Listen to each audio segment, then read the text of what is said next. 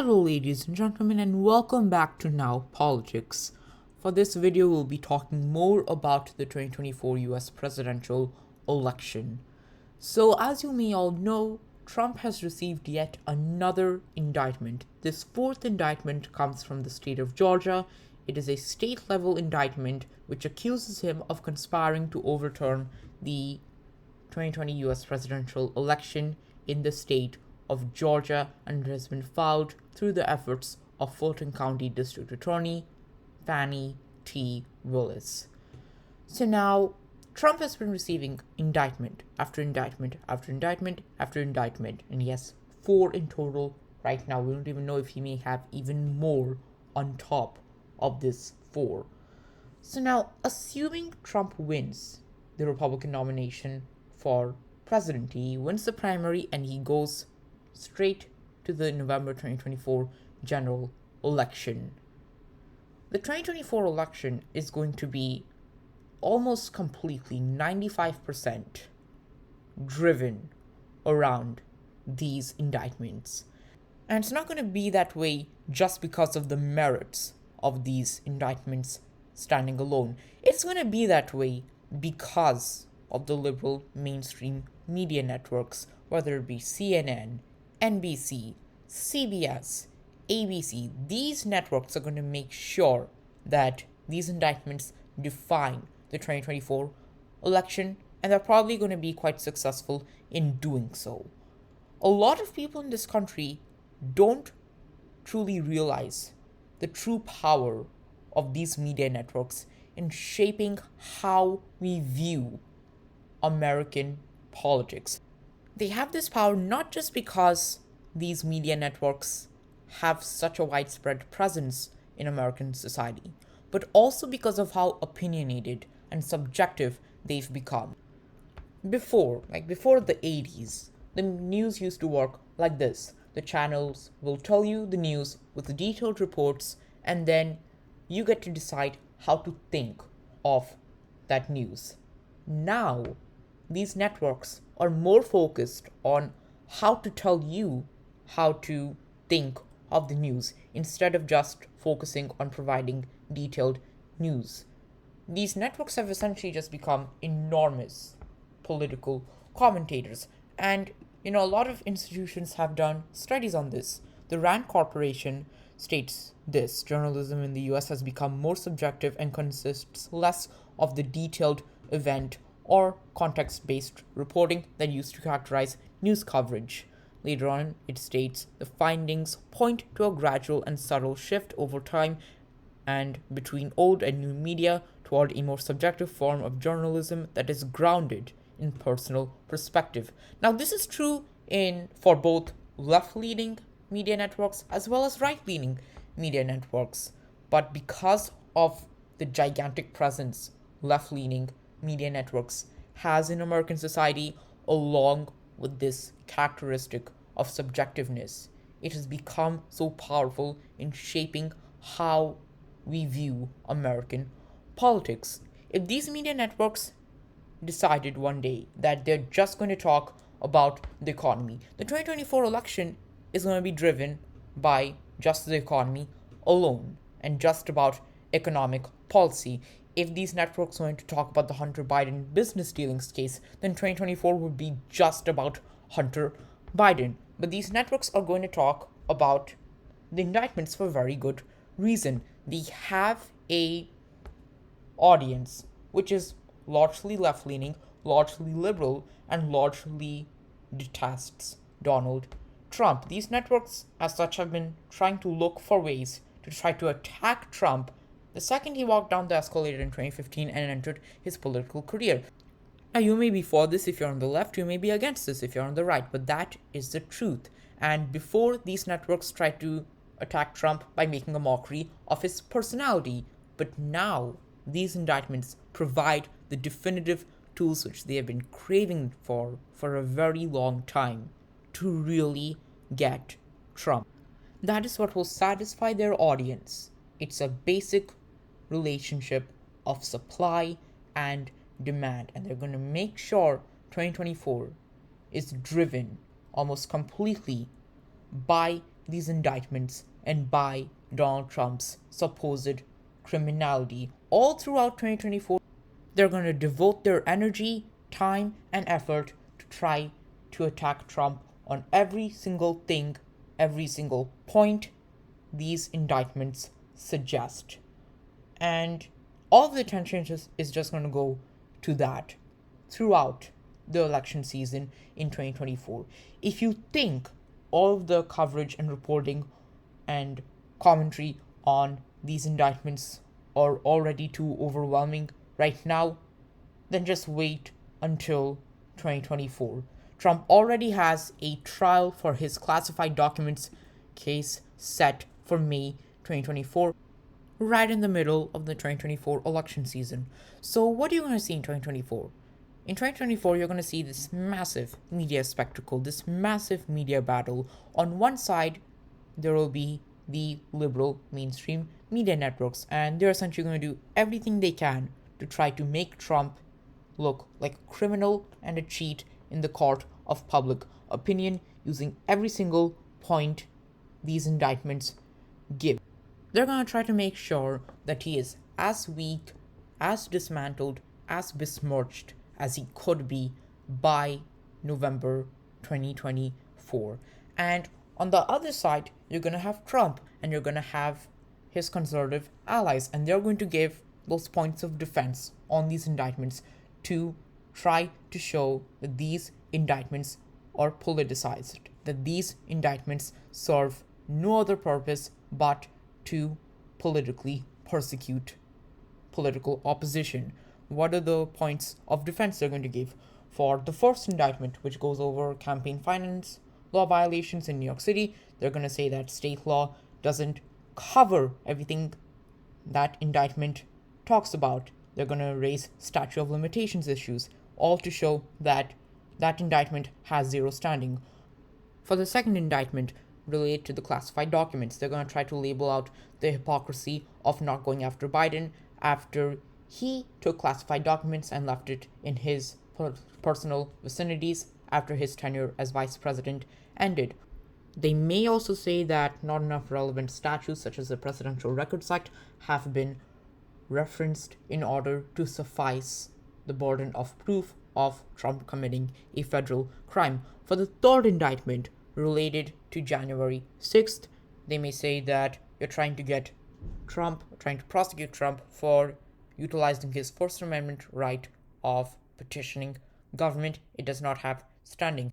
For the fourth indictment related to Trump trying to supposedly conspire to overturn the presidential election in Georgia in 2020, they may say that, again, he was only petitioning government. You cannot punish him for utilizing his First Amendment rights. They may also say that he never had the intent to try to get votes or ballots rigged as well. They could try to pop up that argument. So they're going to try to use these points of defense to try to lay out to the farthest extent possible that these indictments have no standing and are meant to persecute political opposition through prosecution. And if you elect the Democrats in 2024, then you're enabling this dangerous precedent to American freedom. That's going to be their points of defense. And that is going to be the media feud you see all throughout 2024 surrounding these indictments in totality. Now, here's the thing for Trump.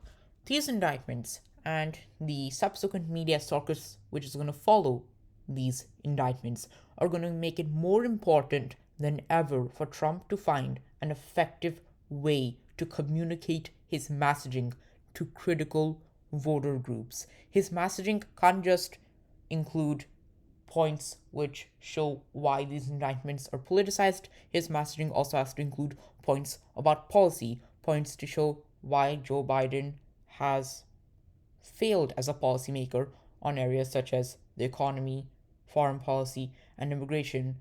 His messaging should also include points about the Hunter Biden business dealings.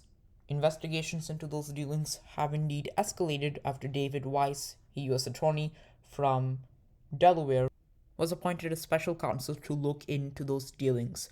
So Trump has to find a way to to communicate these messaging points as effectively as possible to critical voter groups throughout the country, particularly in swing states, if he wants to win. Because if he does not find an effective way to communicate his messaging, to really effectively message his views, his points to voters, then these liberal mainstream media networks are going to hammer in on Trump, and they're going to sway a lot of independents who may have been attracted to a lot of Trump's points but were not as exposed to them to move against Trump come November 2024.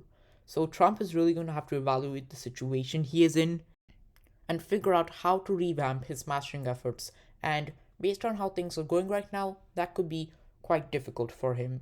Fox News, an all important conservative media network who could be a key player in really getting Trump's mastering points through to voters, may not be even that loyal to Trump to actually do that. Trump and Fox News have entered a public war. Fox News, as you all may know, is going to be hosting the first Republican presidential primary debate in Milwaukee this Wednesday.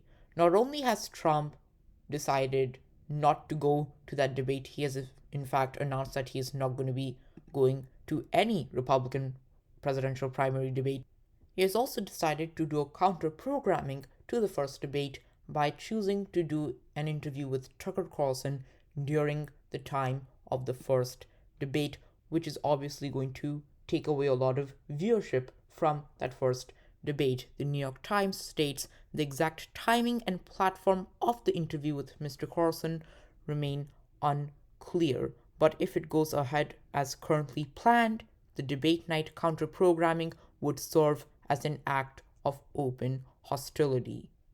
So again, Trump has to find a way to communicate his messaging, and if Fox News is not going to help him do that, he has to find other networks, other allies, which will help him do that, or else he's just going to allow a lot of these liberal mainstream media networks, to really smash him in the election season and essentially take away a lot of independent votes from him. That's going to be detrimental to his campaign. So he really needs to do some serious evaluations. Now, while these indictments are going to pose a lot of problems and a lot of difficulties to Trump, it's going to be the Hail Mary for someone else. That someone else being President Biden. There has been arguably a lot of policy mess ups which have occurred during Biden's time. If you look at foreign policy, we have sent more than $113 billion in taxpayer money. $113 billion in taxpayer money to Ukraine, fueling a war which, as Republican presidential candidate Vivek Ramaswamy says, is putting Russia closer to the hands of China and essentially fueling the Russia-China military alliance. If you look at immigration, as much as 5.5 million people have illegally crossed our borders. What kind of problems is that going to cause in terms of fentanyl overdoses in the country? What kind of problems is that going to cause in terms of the amount of money local communities are going to have to spend to take care of these illegal aliens? If you look at the economy, that's a pretty big one. Not only have we seen the highest levels of inflation during Biden, but we have also seen a decline and now low increase in real wages. Keep in mind, during 2020, when we had the COVID-19 pandemic under Trump, real wages were still growing, but it was only after Biden came into office when we began to see real wages drop. And now the latest growth we have seen in real wages, which has occurred during Biden, is still lower than 2020 pandemic levels under Trump, which is quite a shame, I have to say, if we compare it to 2020 levels. And now, because a lot of people's wage growth have not caught up with inflation, the increase in the price of goods, people have had to cover that gap by putting on a lot of consumer debt. Now we see that consumer debt has reached an all-time high of more than $1 trillion in the second fiscal quarter of 2023. And if you look at all of the recent growth in consumer debt, it has occurred all during Biden's term. So now, if consumer debt is very high, then you could see a lot of personal bankruptcies occur across the country if people are not able to manage their debt. If there's a lot of personal bankruptcies, people are not going to be able to afford to purchase goods and services, which could lead to business failures, which could lead to layoffs and a vicious cycle of economic decline, which could lead to a full blown recession, similar to that of the 2008 recession, which also occurred in part because people were not able to make good on their debt. That particular form of debt being mortgages at the time.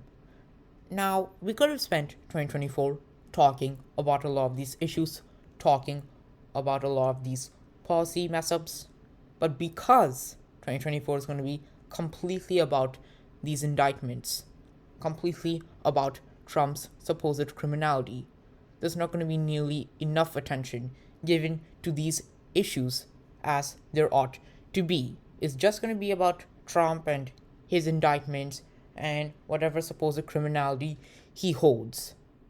And as a result, Biden and his Democratic administration are not going to be facing the level of accountability they ought to be facing during the election season. And Democrats are just going to be able to deflect from these issues and talk about Trump, these indictments, and his supposed criminality all throughout the season.